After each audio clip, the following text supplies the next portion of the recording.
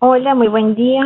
Bienvenidos a esta tercera sesión del curso relacionado con la interpretación y la implementación del sistema globalmente armonizado. En esta oportunidad quiero aprovechar para retomar, de alguna manera, retomar la información que se ha suministrado, especialmente en la clase pasada, en relación con los criterios para los peligros físicos. Bueno, aquí nos dimos cuenta que es una información un poco compleja en el sentido de que la clasificación de los peligros, y no solamente los peligros físicos, sino también los peligros para la salud, como lo veremos hoy, y también para el medio ambiente, los criterios de clasificación son un poco complejos.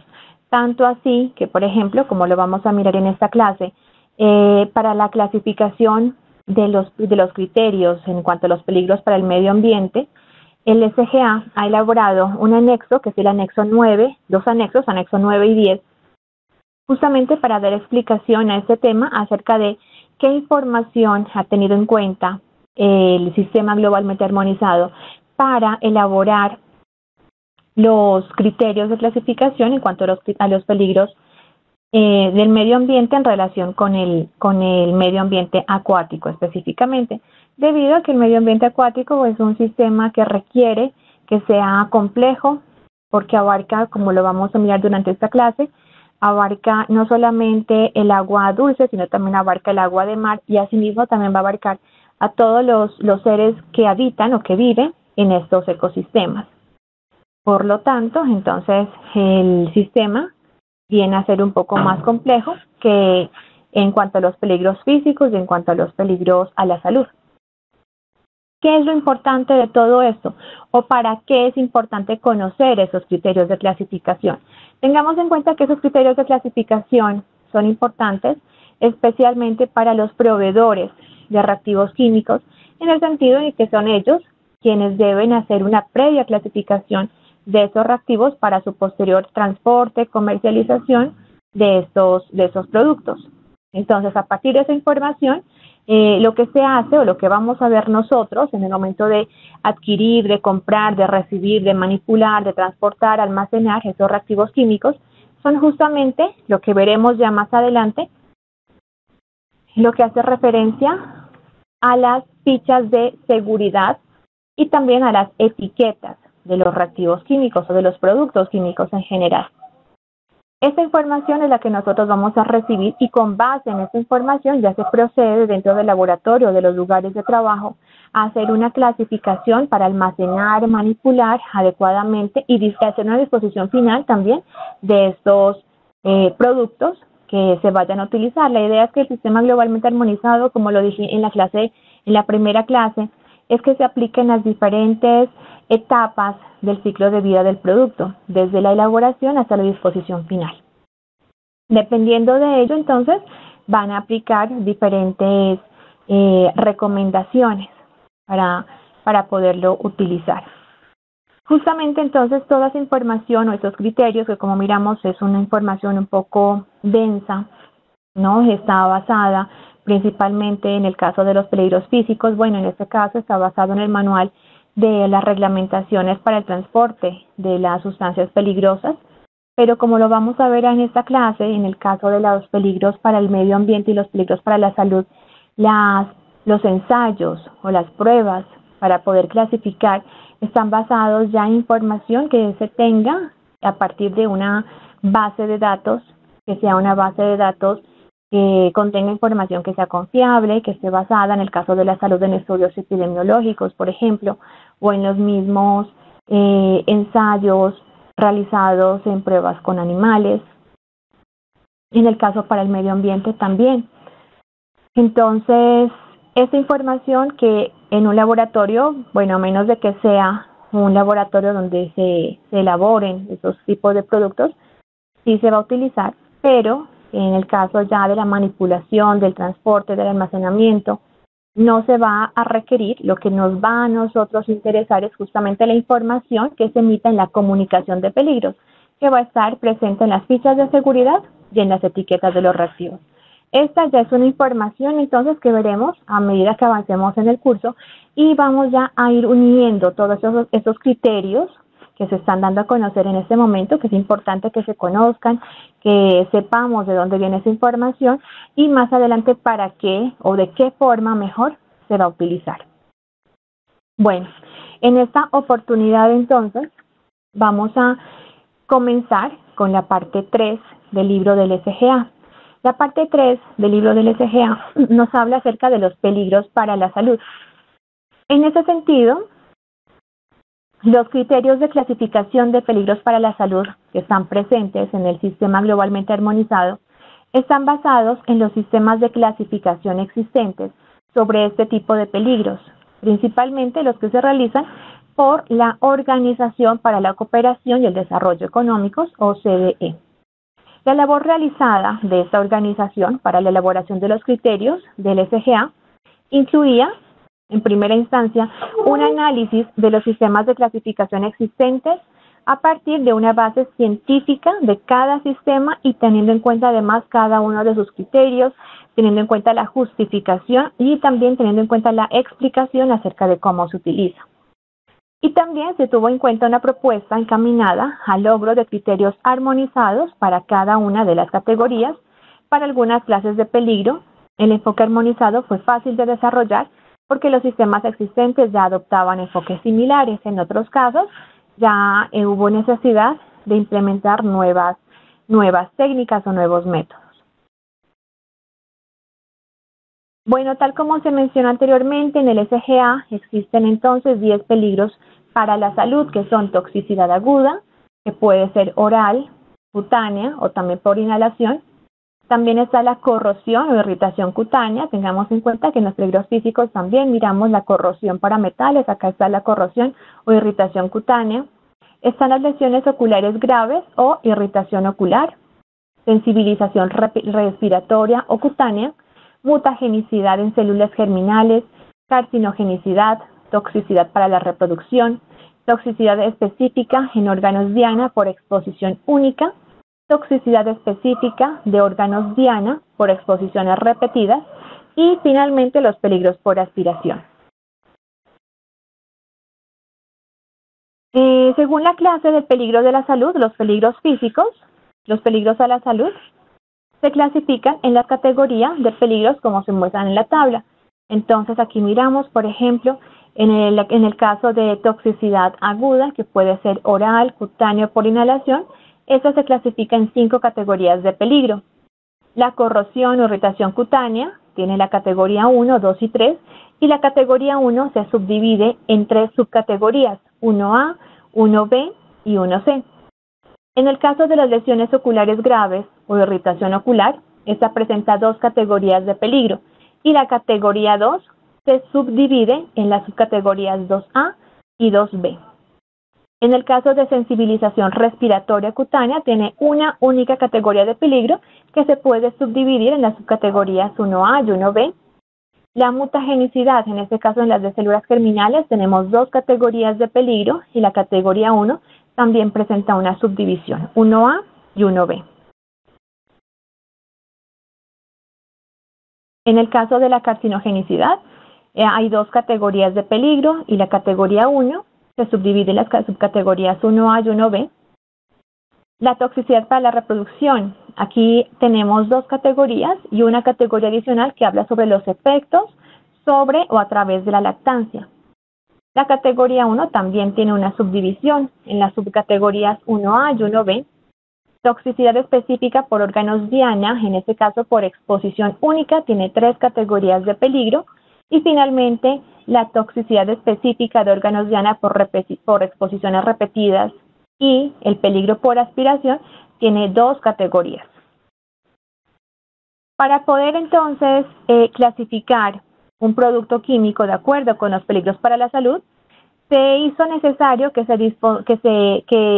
se dispongan de datos sobre aspectos, como lo dije, aspectos toxicológicos, aspectos acerca de la carcinogenicidad, de la mutagenicidad, de la corrosión en la piel, entre otros. En el caso de sustancias puras, se requiere información de sustancias específicas. En el caso de productos químicos, que son mezclas, va a requerir entonces preferiblemente información de la mezcla como tal, o si no se cuenta con esa información de la mezcla, va a ser necesario que tengamos información acerca de los componentes que van a formar o que forman la mezcla. El proceso general recomendado en el libro morado del SGA para la clasificación de peligros para la salud corresponde a, en primera instancia, que cuando se dispongan de datos experimentales para la mezcla completa, entonces la clasificación de esta se va a basar siempre en esos datos experimentales. Aquí hay que tener en cuenta que los datos experimentales tienen que estar bien documentados, tienen que ser resultados que sean técnicamente confiables, específicamente, bueno, que cumplan con normalizaciones internacionales reconocidas, que cumplan, pues en este caso, también con las buenas prácticas de laboratorio, con los principios de las buenas prácticas de laboratorio. En segundo punto, en caso de que no se dispongan de esos datos experimentales, entonces se van a aplicar los principios de extrapolación correspondientes para ver si permiten clasificar la mezcla. Esto acerca de los principios de extrapolación para la clasificación de mezclas, vamos a verlo en la siguiente clase. En caso de que no se dispongan de datos de ensayo y de que la información disponible tampoco permita aplicar los métodos de extrapolación, entonces se van a aplicar los métodos que se describen en la clase para la estimación de peligros.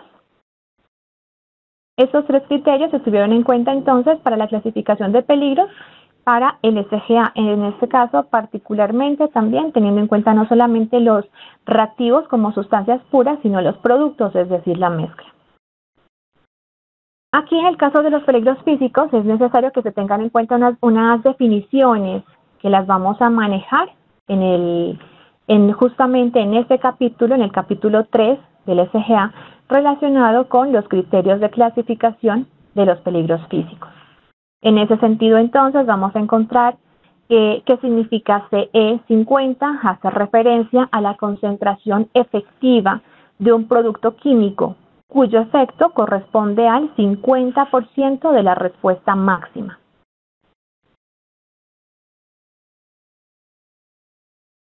Cuando hablamos de CER50, eso hace referencia en términos de reducción de la tasa de crecimiento. CEX hace referencia a la concentración de causa del X% de la respuesta. CIIC, bueno, este es el acrónimo del Centro Internacional de Investigaciones sobre el Cáncer. CL50 hace referencia a la concentración de un producto químico, ya sea en el aire o en el agua, que provoque la muerte del 50% de un grupo de animales que se han sometido a un determinado ensayo. CSEO hace referencia a la concentración sin efectos observados. Es la concentración de ensayo que es inmediatamente inferior a la concentración más baja que produce efectos adversos que son estadísticamente significativos en un ensayo. La CSEO no tiene efectos adversos estadísticamente significativos en comparación con el testigo. Cuando se habla de DL50, esta hace referencia a la cantidad de un producto químico que es administrada en una sola dosis y que provoca la muerte del 50%, es decir, la mitad de los animales que han sido expuestos a los ensayos en esas cantidades. Ahora sí, vamos a entrar a la clasificación de los productos químicos para la salud. En este caso, el primero hace referencia al peligro denominado toxicidad aguda. La toxicidad aguda de una sustancia química se refiere a los efectos adversos que se manifiestan después de la administración, ya sea por vía oral o por vía cutánea, de una sola dosis de dicha sustancia, de dosis múltiples administradas a lo largo de 24 horas o como consecuencia de una exposición por inhalación durante 4 horas. Para poder determinar si una sustancia o una mezcla química puede provocar una toxicidad aguda, entonces se debe disponer de la información que sea, como lo dije, que sea confiable, información que esté documentada acerca de la mezcla o acerca de los componentes individuales de esta. En este caso es importante que se hayan hecho ensayos de toxicidad oral DL50, dérmico DL50 o inhalación CL50.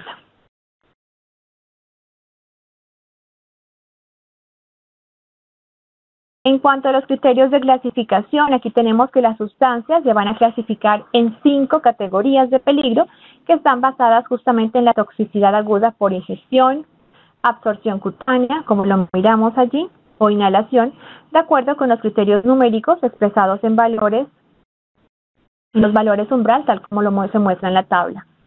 Los valores de toxicidad aguda se expresan en valores aproximados de la DL50, que ya puede ser ingestión, absorción, por ingestión o absorción cutánea. En el caso de CL50, que pueden ser por inhalación o en estimaciones de toxicidad aguda, como lo miramos aquí, ETA.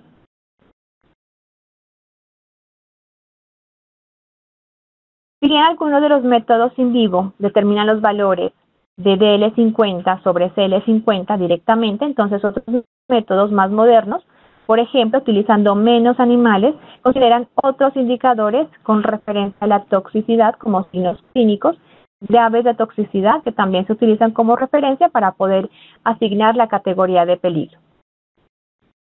En este caso, entonces, encontramos en la vía de exposición oral, cutánea, en el caso de gases, vapores, polvos y nieblas. En el caso de oral están en miligramos por kilogramo de peso corporal.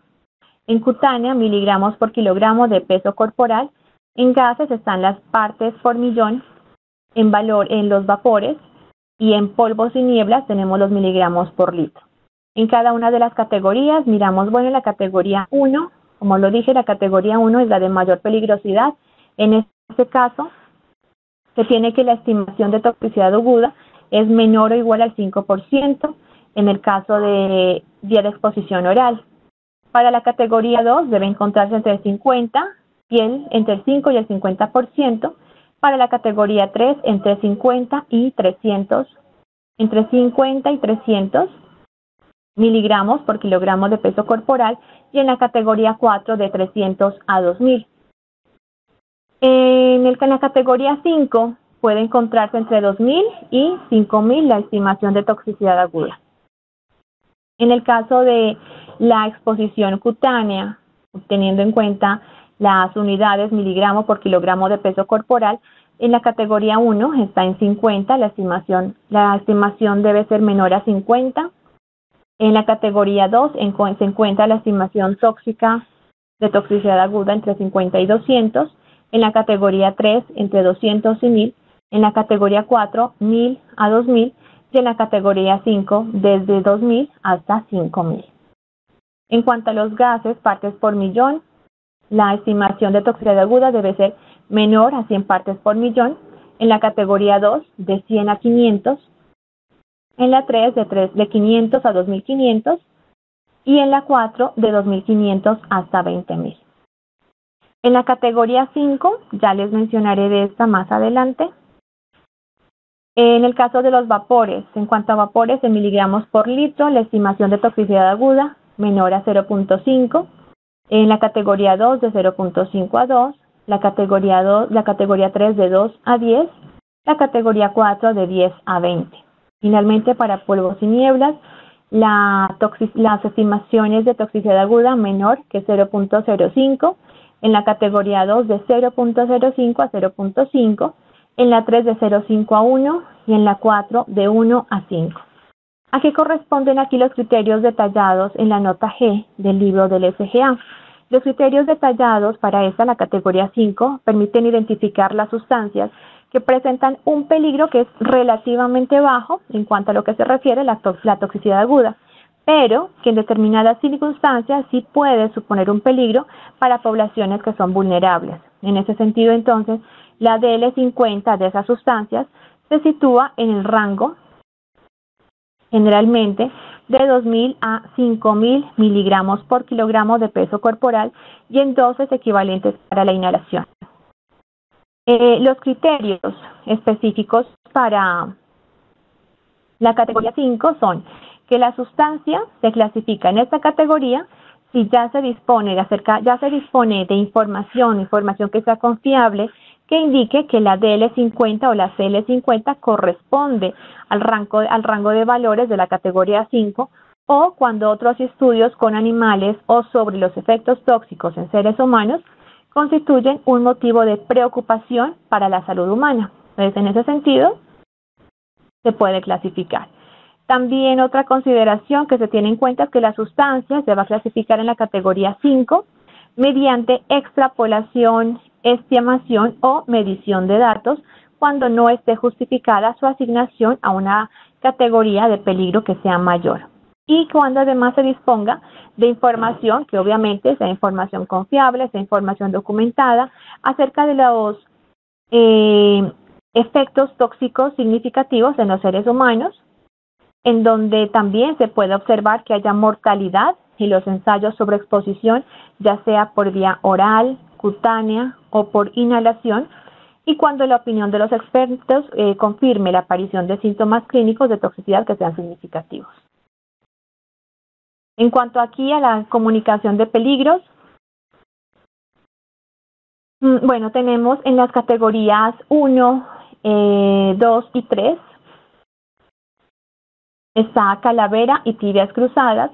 En la categoría 4, signo de exclamación. En la categoría 5, teniendo en cuenta que es una categoría de menor toxicidad, no me muestra símbolo.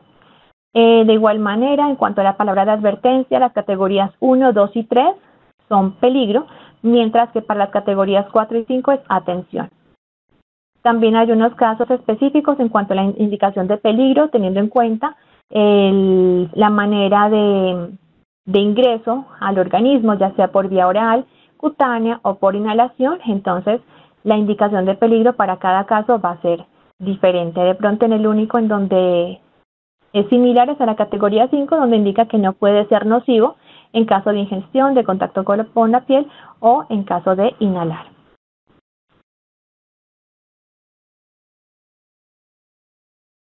En la categoría 3.2, esto hace referencia a la corrosión o irritación cutánea.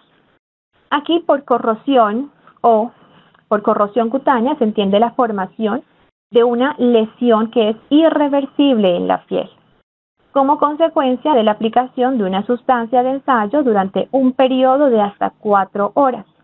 Por irritación cutánea se entiende la formación de una lesión que es reversible en la piel como consecuencia de la aplicación de una sustancia de ensayo durante un periodo de 4 horas. Entonces, en el caso de corrosión va a ser una lesión que es irreversible, y en el caso de irritación tenemos una lesión que es reversible. En primera instancia se debe identificar si una sustancia o una mezcla química se va a clasificar como corrosivo cutáneo o como irritante cutáneo, o simplemente si no se clasifica dentro de esta clase de peligro, que es la clase de peligro 3.2 para la salud, de acuerdo con los siguientes criterios. Entonces, aquí los criterios son, en cuanto a corrosivo, los factores que se van a tener a consideración es que, primero, en todos los casos van a existir datos experimentales que indican corrosión en seres humanos o en animales. Segundo, los métodos de validación que me indiquen que son afirmativos para corrosividad. El pH menor a 2 unidades o mayor o igual a 11.5 unidades. También que se cuente con ensayos de corrosión cutánea in vitro, válido y aceptado, y en donde el ensayo haya dado al menos uno, así sea un solo ensayo que haya dado y sea positivo para corrosión cutánea.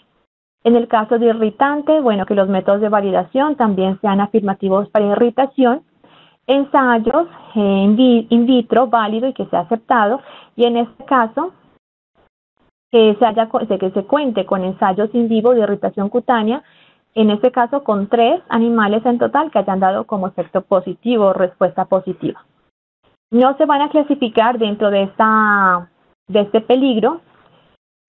Primero, cuando existen datos experimentales en seres humanos que indican que el producto no es ni corrosivo ni irritante, y con ensayos in vivo de irritación cutánea en 3 animales en donde todas ellas hayan dado respuestas negativas. En estos casos, entonces, la sustancia no se clasificaría dentro de este peligro. Aquí en el caso de corrosión cutánea tenemos que la clasificación solo tiene una única categoría, pero esta categoría 1 se subdivide en las subcategorías 1A, 1B y 1C.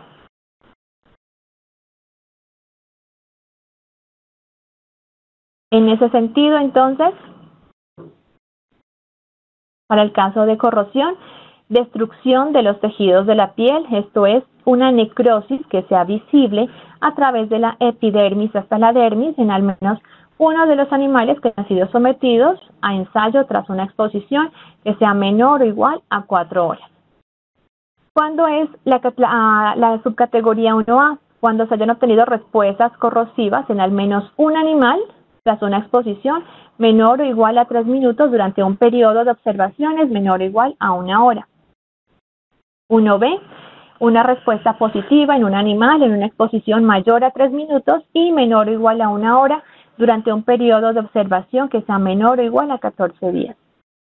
Y la subcategoría C, tras una exposición entre 1 y menor o igual a 4 horas durante un periodo de exposición que sea menor a 14 días. En el caso de los criterios para la irritación cutánea, la irritación cutánea esa ya se va a clasificar en la categoría 2 y categoría 3. En el caso de irritación, entonces la irritación va a ser un valor medio entre 2.3 y 4 para eritemas, escaras o paraedemas en al menos 2 de 3 animales a 24, 48 y 72 horas después del levantamiento del parte, o si las reacciones se demoran mediante observaciones hechas durante 3 días consecutivos al comienzo de las reacciones cutáneas. En la categoría 2, tenemos que hay una inflamación que persiste al final del periodo normal de observación de 14 días en al menos 2 animales, habida cuenta en particular de la aparición de alopecia, hiperkeratosis, hiperplasia y escamación, o en algunos casos cuando haya mucha variabilidad en la respuesta de los animales con efectos positivos que estén definidos y relacionados con la exposición a los productos en un solo animal, pero menores que en los apartados anteriores. En la categoría 3, esta hace referencia a la irritación moderada. En este caso vamos a obtener un valor medio entre 1.5 y 2.3 para eritemas, paraedemas, en al menos 2 de cada 3 animales que hayan sido sometidos a ensayos a 24, 48 o 72 horas. Cuando la sustancia no se incluye en la categoría anterior de irritación, entonces se va a ubicar en la categoría de irritación moderada.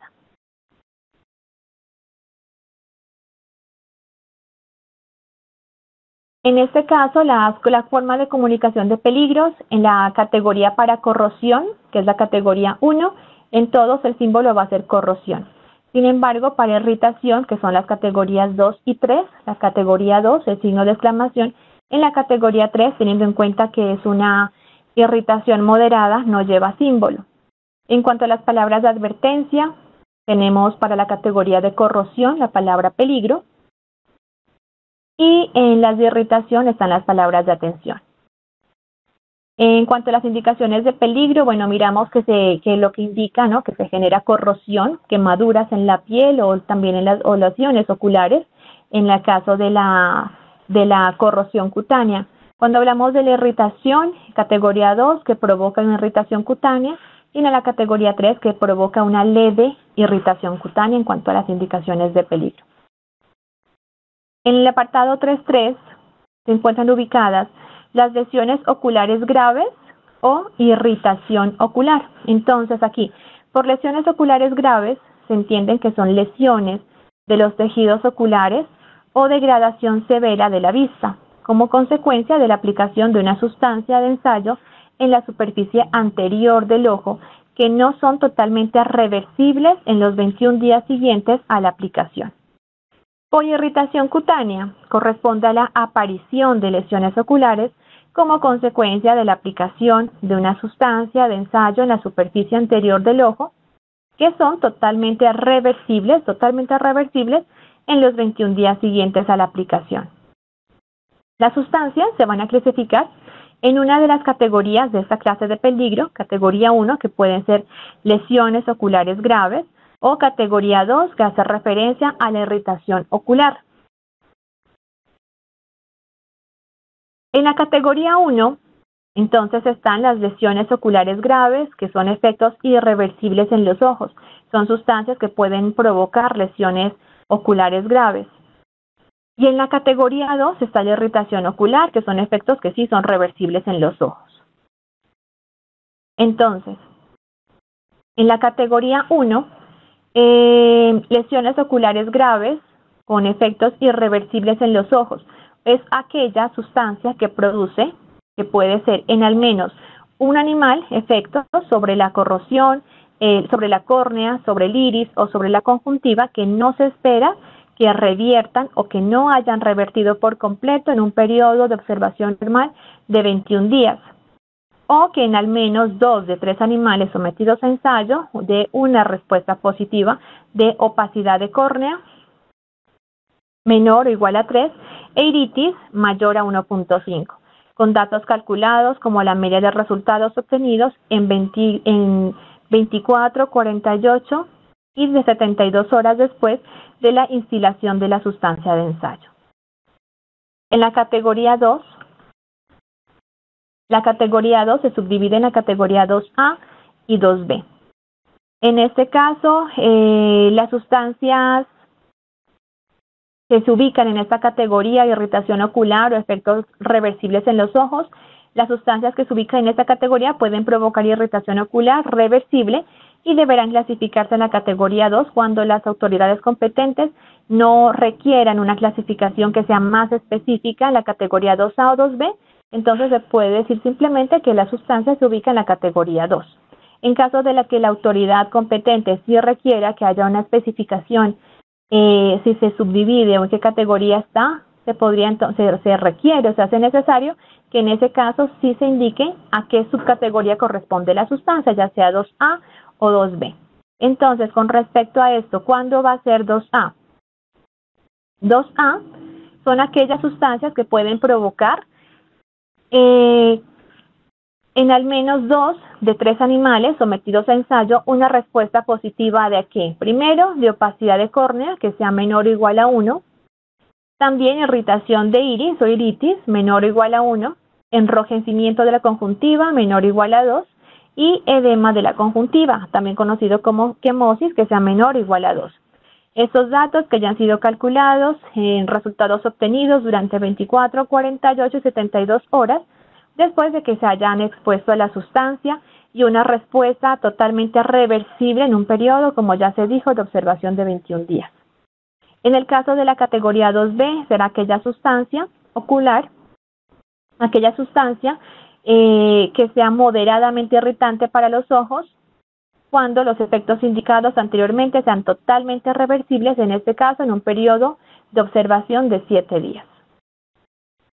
En cuanto a la comunicación de peligros, la categoría 1, corrosión, el símbolo va a ser un signo de exclamación, aquí la palabra de advertencia va a ser peligro y la indicación de peligro va a indicar, pues obviamente, que provoca lesiones oculares que son graves. En el caso de la categoría 2A y 2B, bueno, para 2B, debido a que es una categoría menor, entonces no lleva símbolo, y para categoría 2A, signo de exclamación. En ambos casos vamos a encontrar como palabra de advertencia la palabra atención y la indicación de peligro, la indicación de que corresponde a una irritación ocular. En la categoría 2A, irritación ocular grave. En la categoría 2B, simplemente que indica irritación ocular. En el capítulo 3.4, aquí hablamos de la sensibilización respiratoria cutánea. Sensibilización respiratoria. Se entiende por sensibilización respiratoria a la hipersensibilidad de las vías respiratorias que ocurre tras la inhalación, ya sea de una sustancia o de una mezcla. Por sensibilización cutánea, entonces se entiende como una respuesta alérgica, como ocurre tras el contacto de la piel, ya sea con una sustancia o con una mezcla que provoque este efecto. Un sensibilizante respiratorio es entonces una sustancia cuya inhalación da lugar a la hipersensibilidad en las vías respiratorias. Un sensibilizante cutáneo es una sustancia que da lugar a una respuesta alérgica por contacto con la piel. La clase de peligro, sensibilización respiratoria o cutánea, se divide en sensibilización respiratoria y en sensibilización cutánea. Y los criterios de clasificación para esas sustancias, entonces tenemos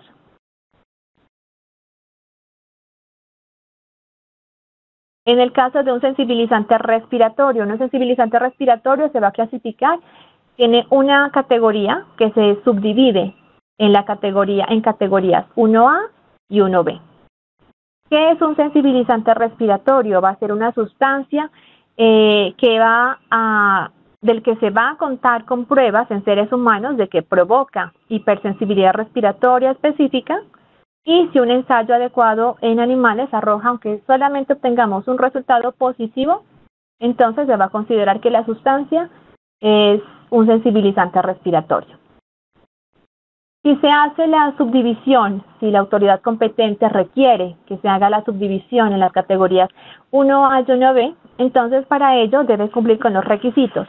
En el caso de 1A, hace referencia a sustancias asociadas con una frecuencia elevada de casos de sensibilización en seres humanos, o que a juzgar por los resultados de ensayos en animales o de otra índole, tienen probabilidades de producir una alta tasa de sensibilización en los seres humanos. También puede tomarse en consideración la gravedad de la reacción. ¿Cuándo va a ser 1B? Son aquellas sustancias que están asociadas con una baja o moderado casos de sensibilización en seres humanos, o que después de haber realizado ensayos con animales o de otra índole obtenidos, indiquen que tiene una probabilidad de producir una tasa de sensibilización que es baja o moderada en seres humanos.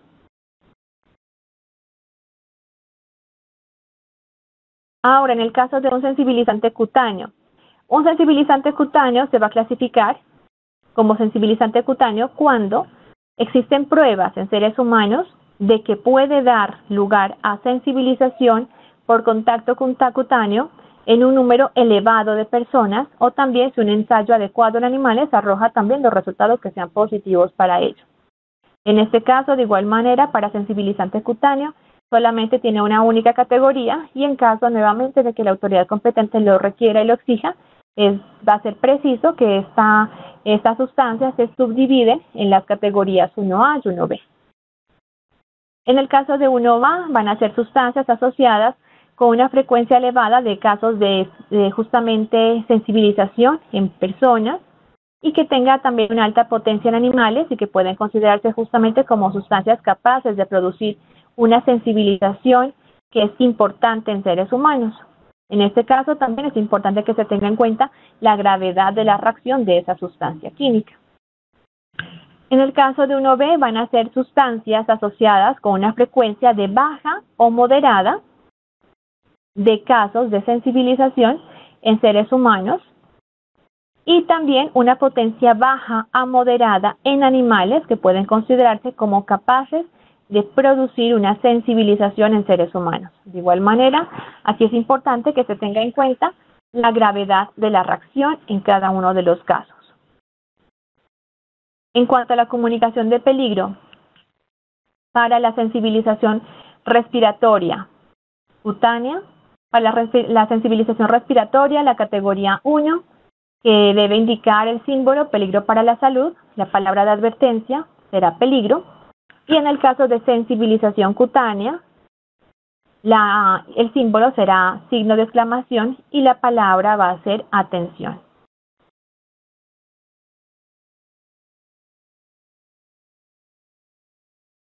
En el capítulo 3.5, aquí hablamos de la mutagenicidad en células germinales. Por mutagenicidad en células germinales se entienden las mutaciones genéticas, que son hereditarias, incluidas también aquí las aberraciones cromosómicas, estructurales y numéricas hereditarias en las células germinales que ocurren después de haber estado expuesto a una sustancia o a una mezcla. Mutágeno es un agente que aumenta la frecuencia de mutación en los tejidos celulares, en los organismos o en ambos. Esta clase de peligro aplica a los productos químicos capaces justamente de inducir las mutaciones en las células germinales humanas transmisibles a los descendientes. Tengamos en cuenta que una mutación hace referencia a un cambio permanente en la cantidad o en la estructura del material genético de una célula. Los términos genotóxico y genotoxicidad se refieren a los agentes o procesos que alteran la estructura, que alteran también el contenido de la información o la segregación del ADN, incluyendo aquí aquellos que originan daños justamente en el ADN, ya sea por interferir en los procesos normales de replicación o también daños porque alteran esta forma no fisiológica y esta forma no fisiológica. Los resultados de los ensayos de genotoxicidad se suelen tomar como indicadores de efectos también mutagénicos. En este caso, las categorías de peligro para mutágenos en células germinales está la categoría 1 y 2. La categoría 1 se subdivide en las categorías 1A y 1B. En este caso, si la autoridad competente lo permite, la sustancia se puede clasificar simplemente en la categoría 1, pero si hay una exigencia por parte de la autoridad competente de que la sustancia se subdivida en 1A y 1B, pero en caso de que la autoridad competente exija que haya una subclasificación de la sustancia en las subcategorías 1A y 1B, entonces va a ser requerido de que se haga de esta manera. Para lo cual, entonces, para 1A van a ser los criterios de clasificación aquellas sustancias que se desconoce que inducen a mutaciones hereditarias en las células germinales de seres humanos, es decir, que se hayan obtenido datos positivos procedentes de estudios epidemiológicos en humanos. En ese sentido, entonces, esta información se va a tener en cuenta para clasificar esa sustancia en la categoría 1A. Para la categoría 1B, aquí tenemos la nota aclaratoria de que son sustancias que se sospecha que inducen a mutaciones hereditarias en las células germinales en los seres humanos. ¿Qué datos se tienen en cuenta? Aquí vamos a tener en cuenta los resultados positivos de ensayos in vivo de mutaciones hereditarias en células germinales de mamíferos. Otra información serían aquellos resultados, uno o más resultados positivos de ensayos in vivo de mutaciones en células somáticas en mamíferos, junto con indicios de mutagenicidad en células germinales, o también tener en cuenta los resultados, uno o más resultados positivos en ensayos de células germinales en seres humanos.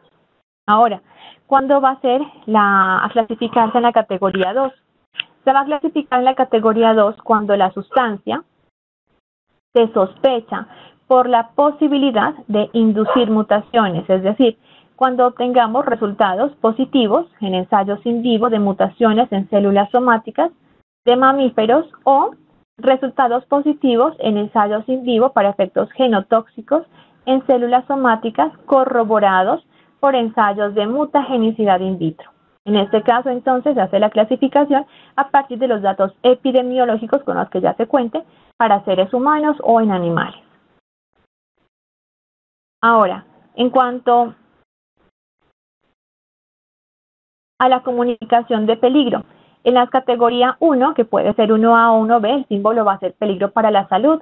En la categoría 2 también, peligro para la salud. La diferencia es que en las palabras de atención, en categoría 1 va a indicar peligro, mientras que en la categoría 2 la palabra de advertencia va a ser atención.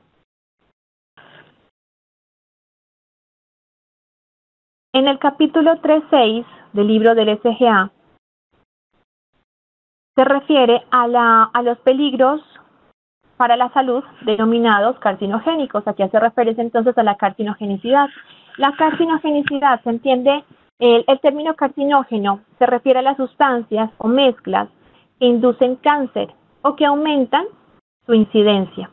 Las sustancias o mezclas que han inducido ya sea tumores benignos y malignos en animales de experimentación, en estudios bien fundamentados, en estudios el uso de que son internacionalmente reconocidos, obtenido los resultados a partir de, que sean resultados técnicamente válidos. Entonces, es a partir de esos estudios se determina si esta sustancia produce o no produce, si es catalogado como un carcinógeno.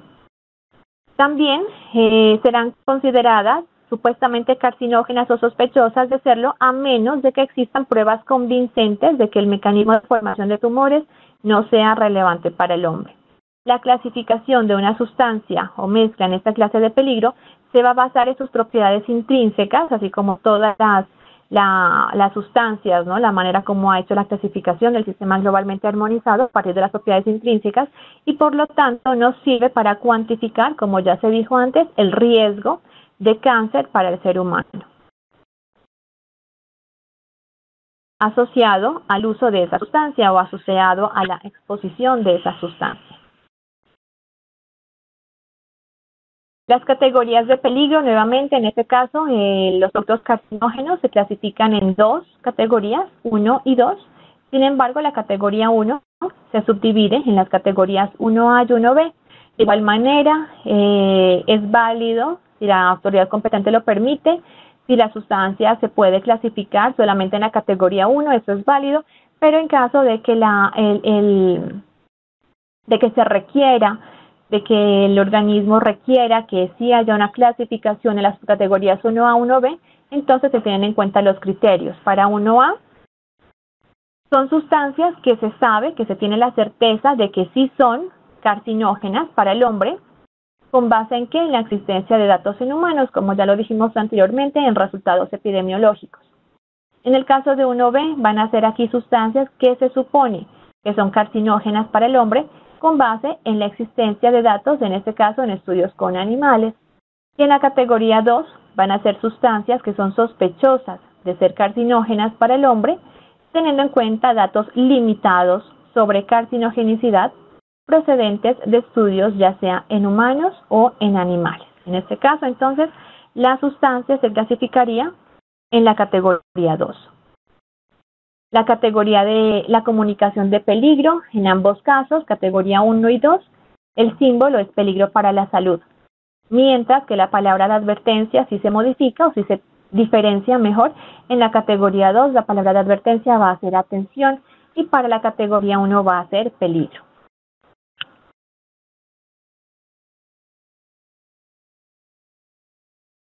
Bueno, aquí tengamos en cuenta que la clasificación de una sustancia como carcinógena se hace con base en los datos obtenidos, como ya se dijo, por métodos que sean confiables, métodos que sean aceptados, que demuestren la existencia de los efectos tóxicos, y además que se aplica a las sustancias que tienen la propiedad intrínseca de producir esos efectos que son carcinógenos. Mutagenicidad hace referencia a los fenómenos genéticos que desempeñan un papel central en el proceso general para desarrollar cáncer. Por tanto, entonces, una sustancia que tiene una actividad mutagénica, que es demostrada en ensayos in vivo, podría también ser considerada que es potencialmente carcinógena.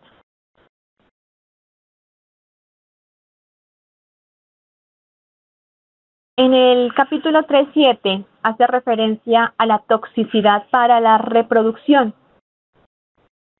La toxicidad para la reproducción incluye los efectos sobre la función sexual y la fertilidad de hombres y mujeres adultos y los efectos adversos sobre el desarrollo de los descendientes.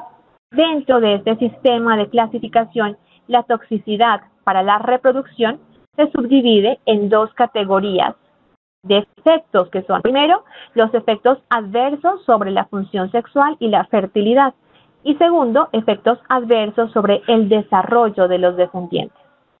En este caso, entonces, algunos efectos tóxicos reproductivos no pueden asignarse claramente ni a alteraciones de la función sexual y la fertilidad, ni a la toxicidad sobre el desarrollo. Sin embargo, las sustancias y mezclas con esos efectos se clasifican como tóxicos para la reproducción con una indicación de peligro de manera general. Además, para determinar si una sustancia o una mezcla química presenta toxicidad para la reproducción, se debe disponer de igual manera de la información más completa, información bien documentada, información que esté validada acerca de la mezcla o sobre los componentes individuales de esa mezcla. Para la toxicidad, para la reproducción se tienen en cuenta entonces datos de estudios epidemiológicos, también se han tenido en cuenta informes de ensayos de toxicidad en humanos, datos de toxicidad materna, estudios específicos acerca de la reproducción, estudios subcrónicos, estudios crónicos o especiales en animales.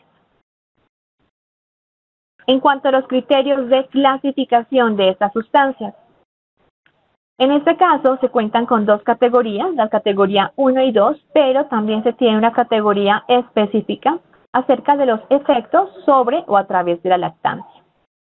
En la categoría 1A, la categoría 1, como miramos aquí, se subdivide en las categorías 1A y 1B.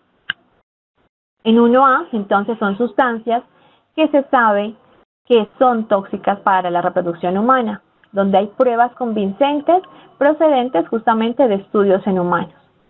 En 1B, aquí son sustancias que se supone o que se presume que son tóxicas para la reproducción humana, basados en estudios, en este caso, que son procedentes en animales.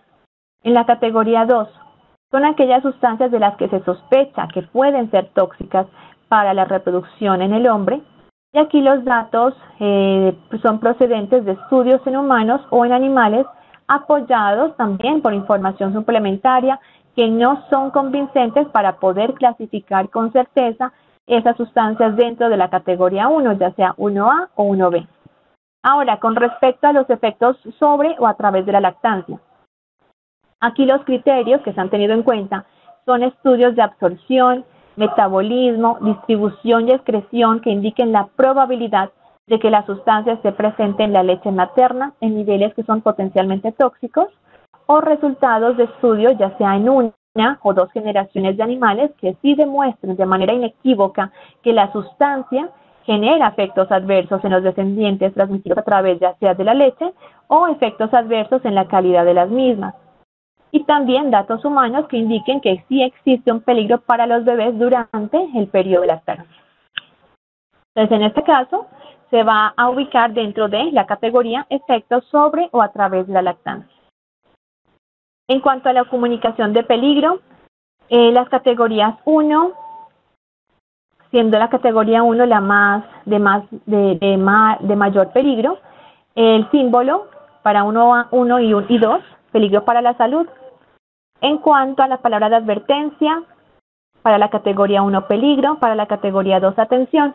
En el caso de categoría adicional para los efectos sobre o a través de la lactancia, no lleva símbolo, pero sí va a indicar y tampoco va a llevar la palabra de advertencia, solamente indica muestra la indicación de peligro, indicando que puede ser nocivo para los lactantes. En el caso del peligro, toxicidad específica de órganos diana, en este caso órganos diana pero por exposición única. Por toxicidad específica de órganos diana tras una exposición única, se entiende los efectos tóxicos que no son letales y específicos de órganos diana que ocurren tras una exposición única a una sustancia o a una mezcla. En ese sentido, entonces, la clasificación se va a aplicar a las sustancias o mezclas que producen toxicidad específica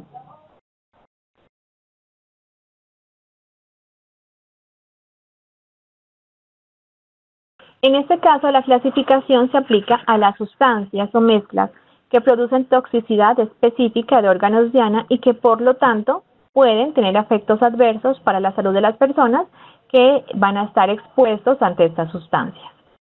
La clasificación va a depender de la disponibilidad de datos que sean confiables, que demuestren que una única exposición a la sustancia o la mezcla realmente produce un efecto tóxico que es constante y que es identificable en humanos, o en el caso de animales de experimentación, cambios que sean toxicológicamente significativos que afecten el funcionamiento o la morfología, ya sea de un tejido o de un órgano o que provoquen graves alteraciones en la bioquímica o hematología del organismo y que esas alteraciones sean relevantes para la salud humana, entonces se va a admitir los datos en humanos.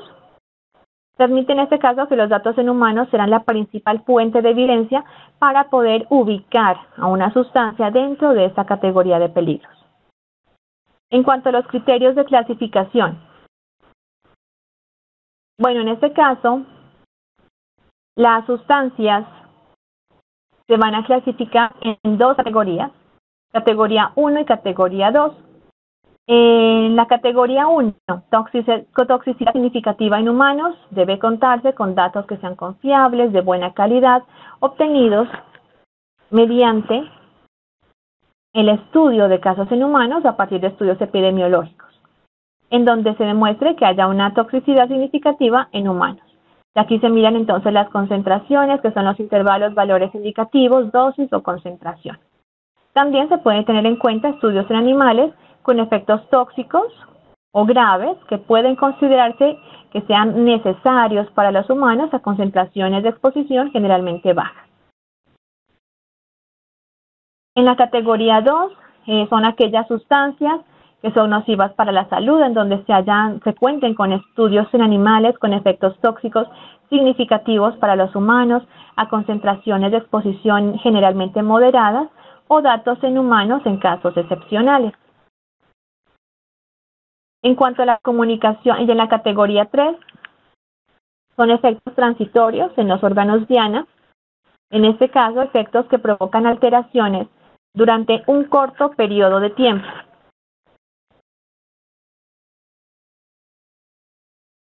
Durante un corto periodo de tiempo, tras la exposición y revierten en un plazo razonable sin dejar secuelas estructurales o funcionales que sean apreciables.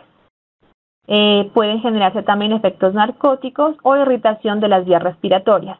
En cuanto a los intervalos, aquí no se aplican valores indicativos, solamente se tienen en cuenta los valores indicativos para las categorías 1 y 2, siendo las de mayor peligrosidad. En cuanto a la comunicación de peligro, se tiene para las de mayor peligrosidad, peligro 1, categoría 1 y 2, peligro para la salud. En la categoría 3 está el signo de exclamación. En cuanto a la palabra de advertencia, están las categorías, en la categoría 1 la palabra peligro, y en las categorías 2 y 3 la palabra atención.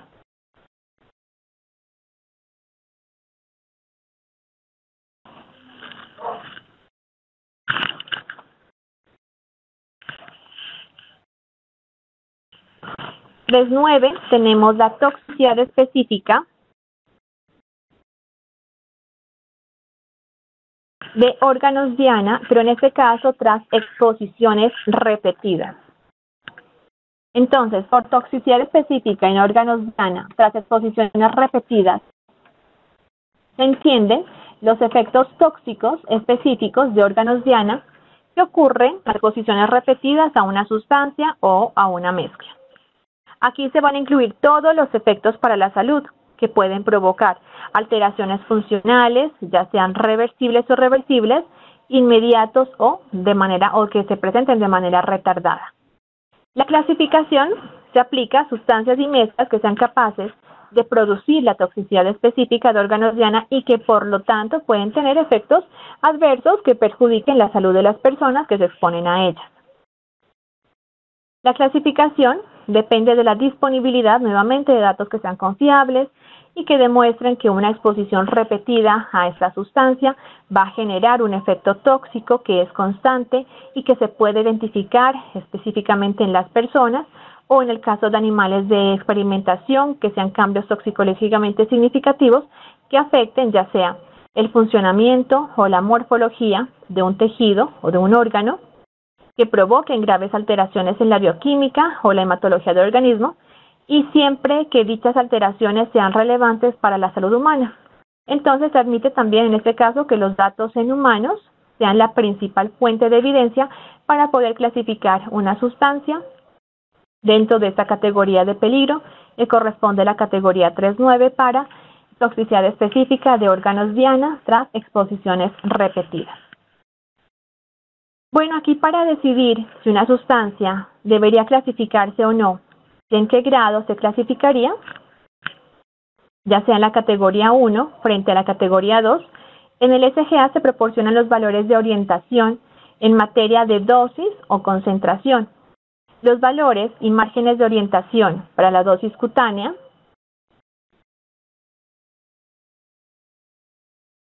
para la dosis única y las dosis repetidas son solo, como lo indicamos, de manera de orientación, son datos orientativos, lo que significa que deben utilizarse como parte del enfoque para la evaluación de los datos, así como para sopesar la clasificación.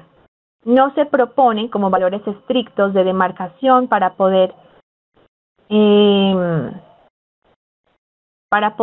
clasificar, ¿no?, estas sustancias. Aquí el valor orientativo para los efectos de las dosis repetidas se refiere a los efectos observados en estudios de toxicidad estándar de 90 días realizados específicamente en ratas.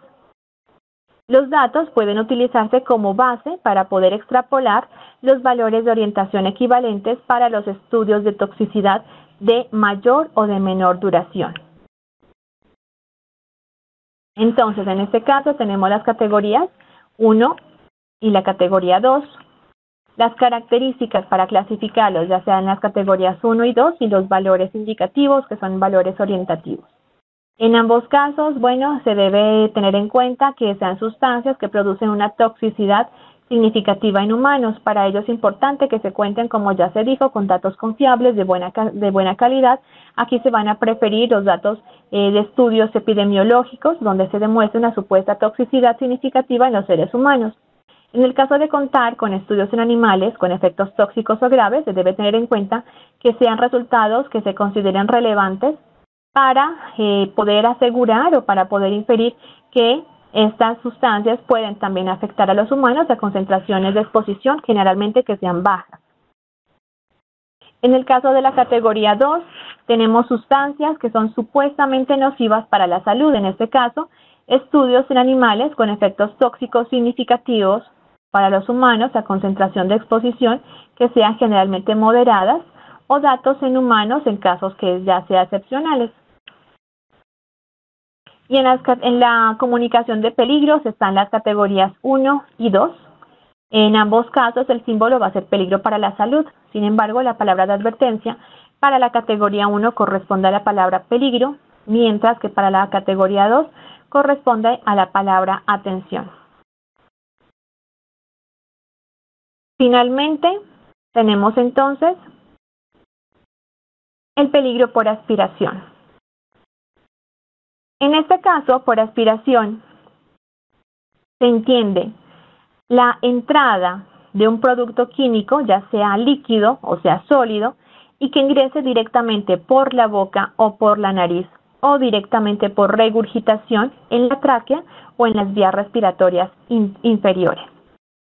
Por peligro por aspiración, corresponde entonces a los graves efectos agudos, tales como por ejemplo neumonía, lesiones pulmonares o incluso la muerte, que ocurren después de la aspiración de una sustancia o mezcla que tenga estas características o que genere este tipo de peligros. La aspiración de una sustancia o una mezcla puede producirse ya sea por regurgitación después de la ingestión. Esto puede tener consecuencias para el etiquetado. En particular, en casos de toxicidad aguda, se considera aquí la posibilidad de recomendar que se provoque el vómito en caso de ingestión, como se ha mirado en algunos casos.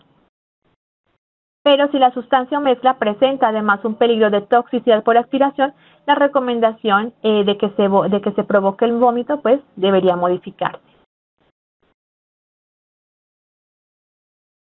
En este caso, bueno, ciertos hidrocarburos destilados del petróleo, ciertos hidrocarburos clorados presentan un peligro de aspiración para el ser humano. El peligro por aspiración de alcoholes primarios y cetonas solo se ha manifestado en los estudios realizados con animales.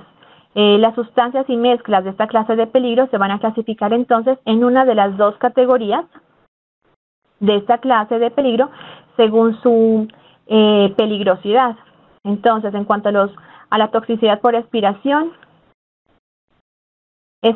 ejemplos de sustancias clasificadas en la categoría 1 pueden ser, como ya se dijo, ciertos hidrocarburos, trementina, también aceite de pino. En la categoría 1, los productos que sí se sabe que presentan peligro, que deben considerarse que indujeran peligro de toxicidad por aspiración al ser humano. En este caso deben ser datos viables de buena calidad sobre el ser humano, como por ejemplo ciertos hidrocarburos, trementina y aceite de pino, entre otros, o también hidrocarburos con viscosidad cinemática, que sea menor o igual a 20.5 milímetros cuadrados por segundo a 40 grados Celsius. En la categoría 2, en esas condiciones,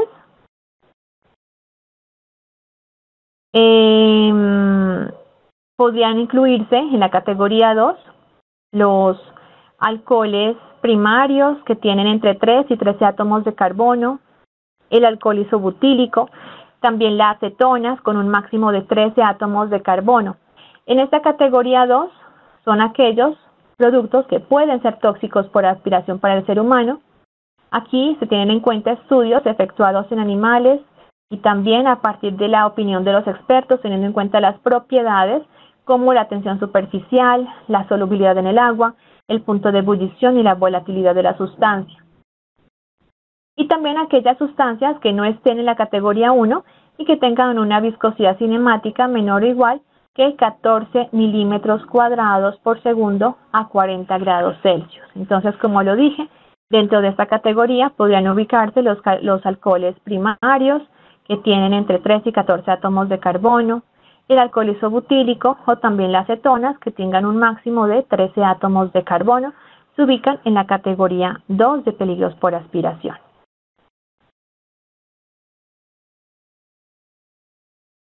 En cuanto a la comunicación de peligro, en la comunicación de peligro, para esta clasificación de peligro se cuenta con dos categorías. En ambos el símbolo va a ser el peligro para la salud y la palabra de advertencia va a diferir en la categoría 2, atención, y en la categoría 1, peligro. Esto entonces en cuanto a los peligros para la salud. Ahora sí pasemos a los peligros para el medio ambiente. En los peligros para el medio ambiente, el SGA ha clasificado los peligros para el medio ambiente en dos clases de peligros, en dos grupos, que son el peligro para el ambiente acuático y el peligro para la capa de ozono. Ahora bien, en cuanto al peligro para el medio ambiente acuático, en el peligro para el medio ambiente acuático, teniendo en cuenta que como lo vamos a mirar, ese sistema de clasificación de peligros para esta clase de peligro para el medio ambiente acuático es un poco complejo, entonces el SGA tiene un anexo, el anexo 9, que hace referencia o que tiene una guía de los peligros para el medio ambiente acuático. ¿A qué se hace referencia básicamente este anexo? Hace referencia básicamente a cómo o qué información mejor se ha tenido en cuenta para elaborar los criterios de clasificación de los peligros para el medio ambiente acuático. Básicamente eso. ¿Qué criterios ha tenido en cuenta para elaborar o qué características ha tenido en cuenta para elaborar esos criterios de clasificación? Teniendo en cuenta que ese sistema o el medio ambiente acuático es un poco más complejo que los anteriores peligros, entonces hubo la necesidad de quienes elaboraron este documento de crear esta guía para poder entender mejor de dónde se obtiene esa información y cómo se puede interpretar esa clasificación de peligros.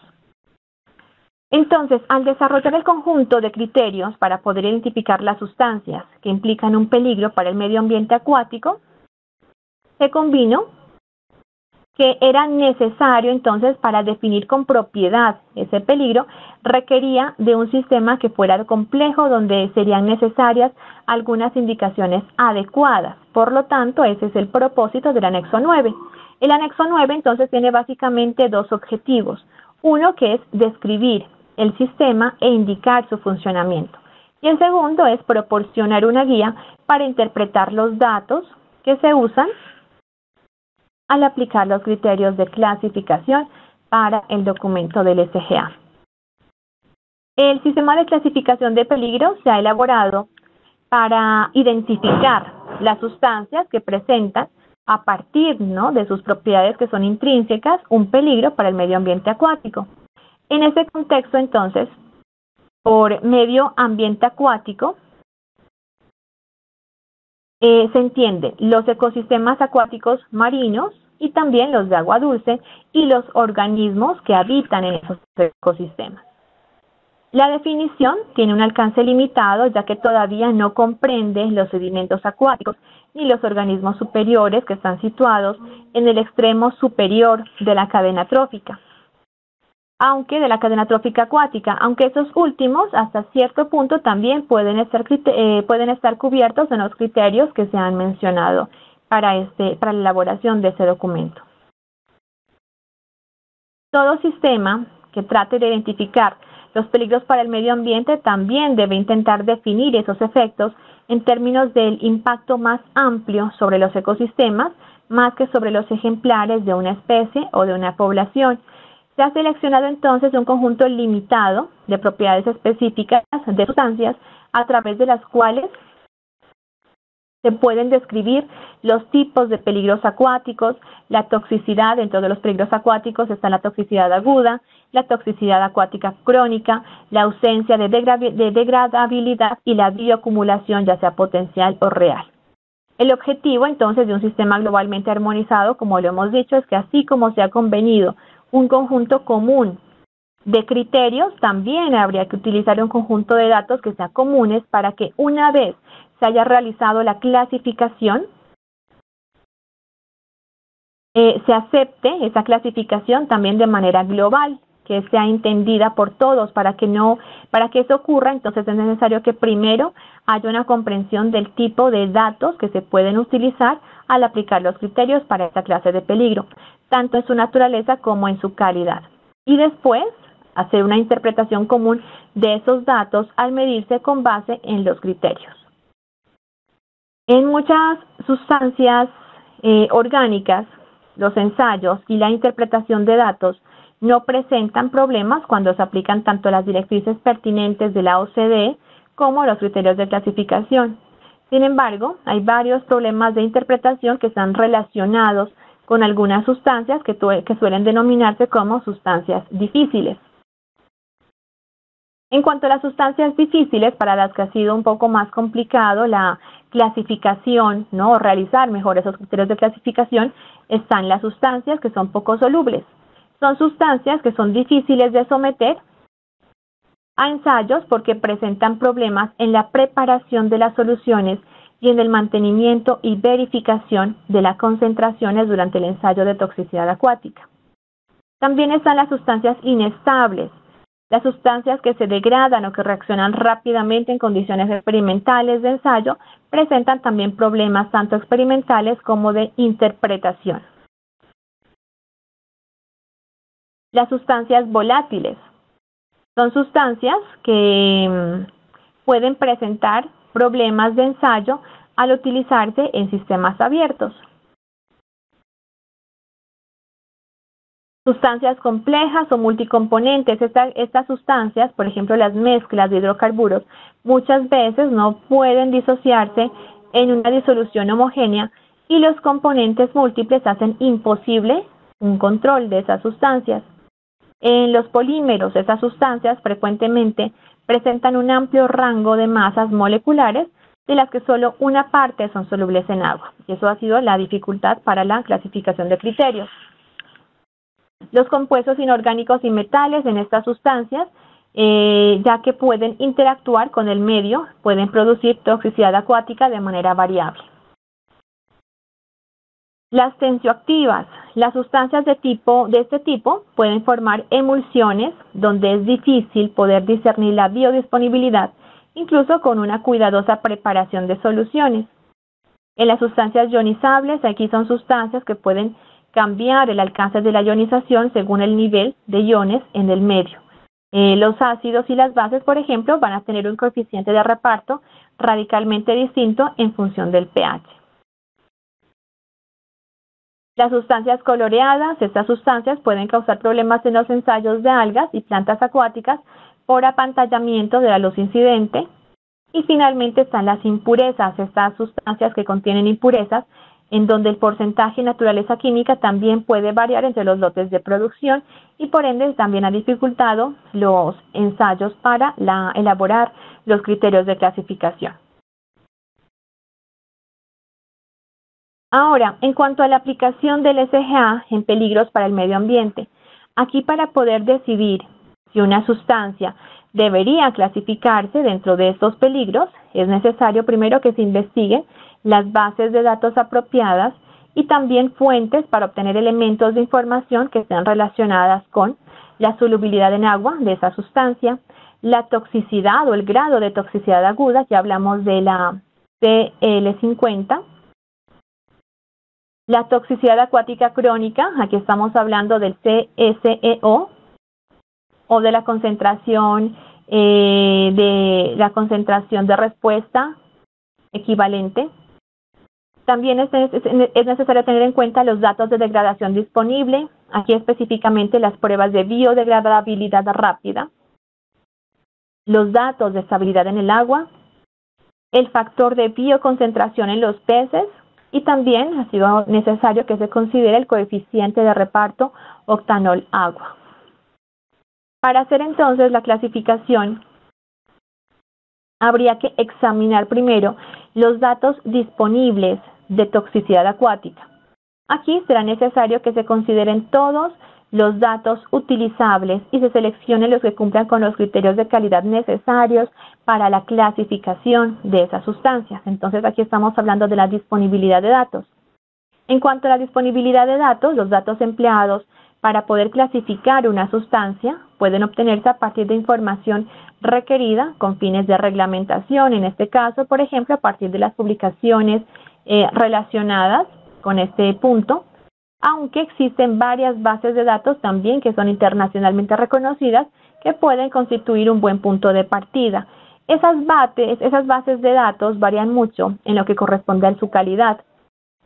Vamos a encontrar que algunas sean más, otras van a ser menos completas y es poco probable entonces que una sola base de datos contenga toda la información necesaria y requerida para poder hacer la clasificación de esas sustancias.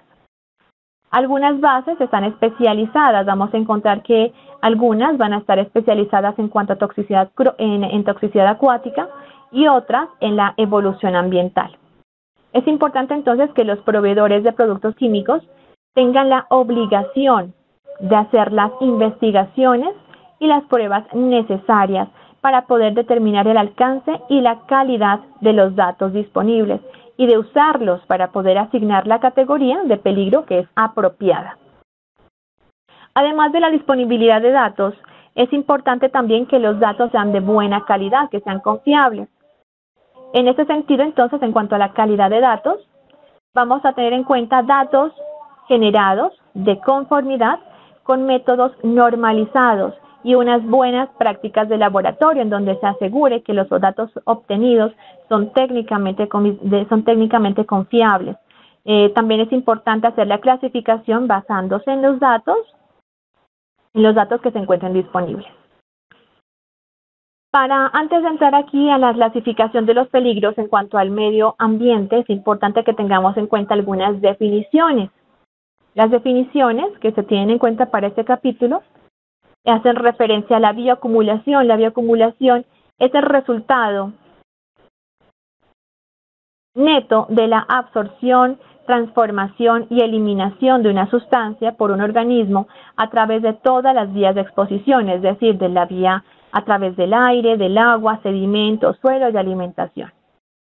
Concentración, bioconcentración, es el resultado neto de la absorción, transformación y eliminación de una sustancia por un organismo debido a la exposición a través del agua. La biodisponibilidad o disponibilidad biológica.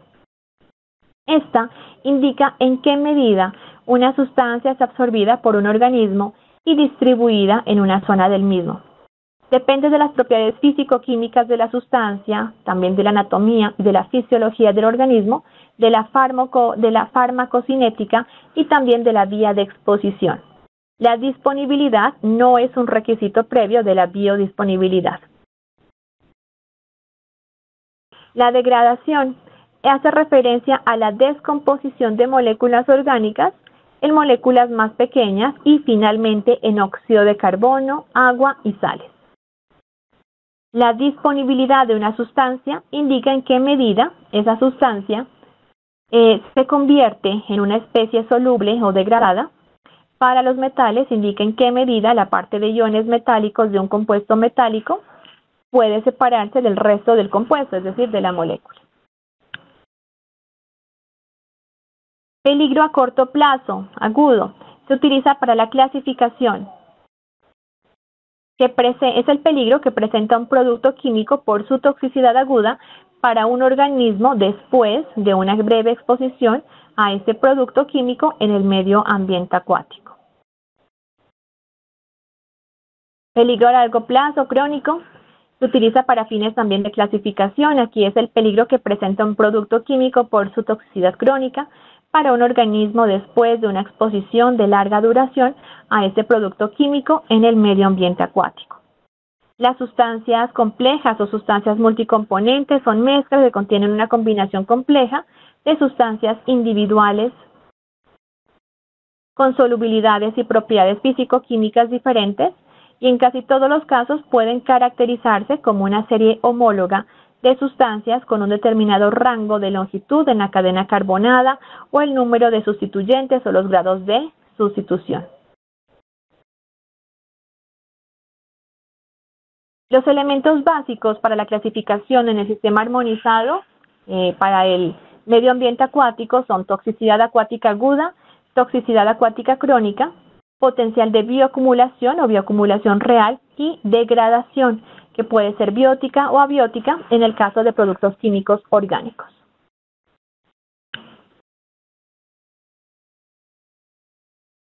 Toxicidad acuática aguda es la propiedad intrínseca de una sustancia de provocar efectos nocivos en los organismos acuáticos después de haberse sometido a una breve exposición a esa sustancia en el medio ambiente acuático. En este caso, las sustancias inestás de esta clase de peligro se van a clasificar en una de las tres categorías de toxicidad con base en los datos de toxicidad aguda, en donde tenemos el CL50 para peces o CE50 para crustáceos o CER50 para la tasa de crecimiento.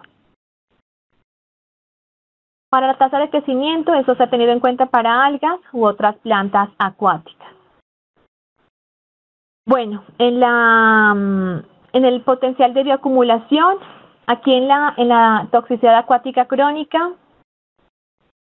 en este caso, las sustancias y mezclas en esta clase de peligro se van a clasificar también en una de las 4 categorías de toxicidad, con base en los datos sobre toxicidad aguda y datos acerca del comportamiento o destino de la sustancia en el medio ambiente. Entonces aquí nuevamente tenemos el CL50 para peces, CE50 para crustáceos y CER50 para algas u otras plantas acuáticas y sobre degradación con relación a la bioacumulación. Con respecto al potencial de bioacumulación, aquí se va a determinar normalmente utilizando el coeficiente de reparto octanol-agua, utilizando expresado como logaritmo K o W, aunque el potencial de bioacumulación puede determinarse a partir de este coeficiente de reparto, el cálculo del mismo mediante el factor de bioconcentración, también como FDC, que proporciona mejores resultados, por los que se va a preferir que se utilice este. En cuanto a la degradación medioambiental, esta puede ser de tipo biótico o abiótico, como por ejemplo la hidrólisis. Aquí los ensayos de biodegradabilidad van a constituir el método más sencillo para determinar la rapidez de la biodegradación. Aquí un resultado positivo en los ensayos indica la facilidad de las sustancias para biodegradarse en casi todos los medios. Cuando no se disponga de esos datos, entonces aquí se puede utilizar el cociente DBO5 sobre DQO, demanda bioquímica de oxígeno en 5 días sobre demanda química de oxígeno menor o igual a 0.5 y se puede considerar como indicador de una degradación rápida. Si bien son preferibles los datos derivados de ensayos, entonces cuando no se disponga de ellos es necesario que se cuenten con resultados obtenidos con ensayos reconocidos siempre y cuando sean considerados equivalentes. Por lo general, aquí existe un consenso de que los datos de toxicidad en especies marinas de agua dulce pueden considerarse equivalentes y han de obtenerse aplicando los principios de las buenas prácticas de laboratorio. Cuando no se disponga de esos datos, entonces se puede hacer la clasificación en los mejores datos disponibles con los que se cuente. Tengamos en cuenta además que la categoría crónica 4 se considera una clasificación de red que se llama una clasificación de tipo que se llama red de seguridad para los casos en los que los datos disponibles no permitan una clasificación de acuerdo con los criterios establecidos, pero exista algún motivo de preocupación. Entonces se va a ubicar como la categoría 4, que es de la red de seguridad. Bueno, ahora sí, miremos. Bueno, aquí tenemos entonces peligro a corto plazo y peligro a largo plazo, que es crónico. A corto plazo agudo, a largo plazo crónico.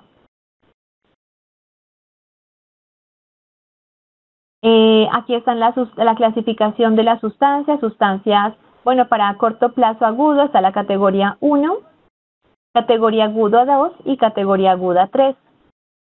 En el caso de la toxicidad crónica, están las sustancias que no se degradan rápidamente, sustancias que se degradan rápidamente y de aquellas que no se dispone datos adecuados acerca de la toxicidad crónica. De igual manera, para las sustancias que no se degradan rápidamente, están las categoría crónica 1 y categoría crónica 2.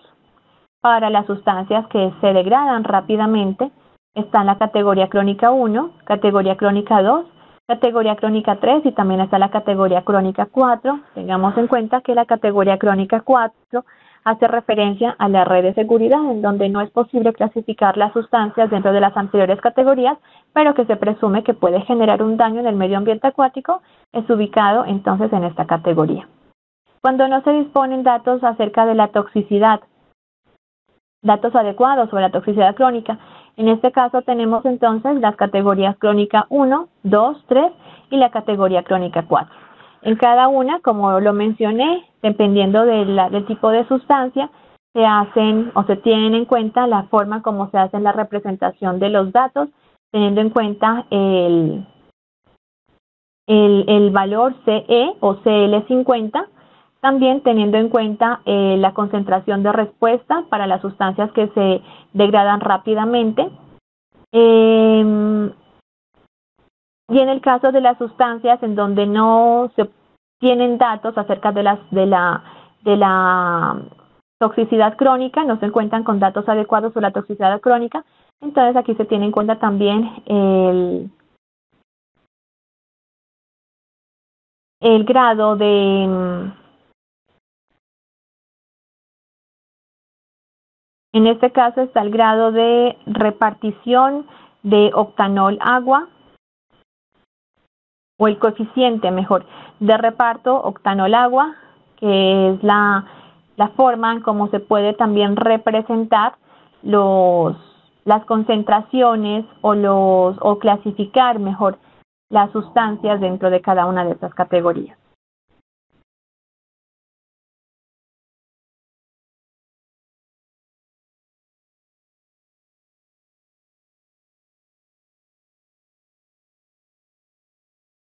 Finalmente, en el caso de la comunicación de peligros para los sistemas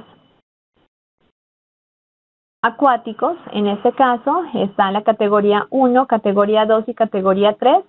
En la categoría 1 está el símbolo que es para peligro para medio ambiente. Para categoría 2 y categoría 3 no muestra símbolo. En la categoría 1 la palabra de advertencia es atención y en las categorías 2 y 3 no indica palabra de advertencia.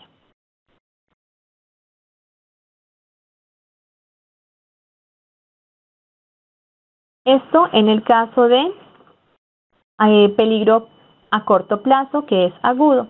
En el caso de peligro crónico, que es a largo plazo, aquí están las 4 categorías, como lo miramos. En este caso están en dos categorías 1 y 2. El peligro para el medio ambiente es peligro para medio ambiente. En las categorías 3 y 3 sin símbolo. Y las palabras de advertencia, solamente en la categoría 1 indica la palabra atención, las categorías 2, 3 y 4 no muestran peligros sin palabra de advertencia. Finalmente están los peligros para la capa de ozono. En ese sentido, el potencial de agotamiento del ozono es un valor integrado distinto para cada especie fuente del halocarburo, que representa la medida en que el halocarburo puede reducir el ozono en la estratosfera. El protocolo de Montreal contiene una lista de sustancias que dañan la capa de ozono. Entonces el SGA requiere que esas sustancias estén etiquetadas para que indiquen este efecto, y solo existe una categoría de peligro. La categoría de peligro, que es la categoría 1, el criterio es cualquiera de las sustancias controladas que se enumeran en los anexos del protocolo de Montreal, o cualquier mezcla que contenga por lo menos uno de los componentes enumerados en los anexos del protocolo de Montreal en una concentración menor o igual al 0.1%, van a clasificarse dentro de esta categoría y deben etiquetarse y almacenarse de acuerdo con los criterios del SGA. Aquí tenemos entonces en la categoría 1 el símbolo que va a ser el signo de exclamación y la palabra de advertencia va a ser atención. Bueno, con esto entonces finalizamos lo que corresponde a los criterios de clasificación de peligros. Me interesa conocer sus dudas, sus inquietudes. De igual manera también, si ustedes quieren hacer alguna opinión con respecto a estos temas, me interesa conocerlos y les agradezco mucho en su atención y su participación para el día de hoy. Bueno, aquí finalizando, quiero dar a conocer algunos ejemplos. Entonces, de manera general, de pronto ejemplos en cuanto a los diferentes tipos de peligros. Miramos que en los diferentes tipos de peligros, ya sean peligros físicos a la salud o peligros para el medio ambiente, pueden haber sustancias que estén clasificadas.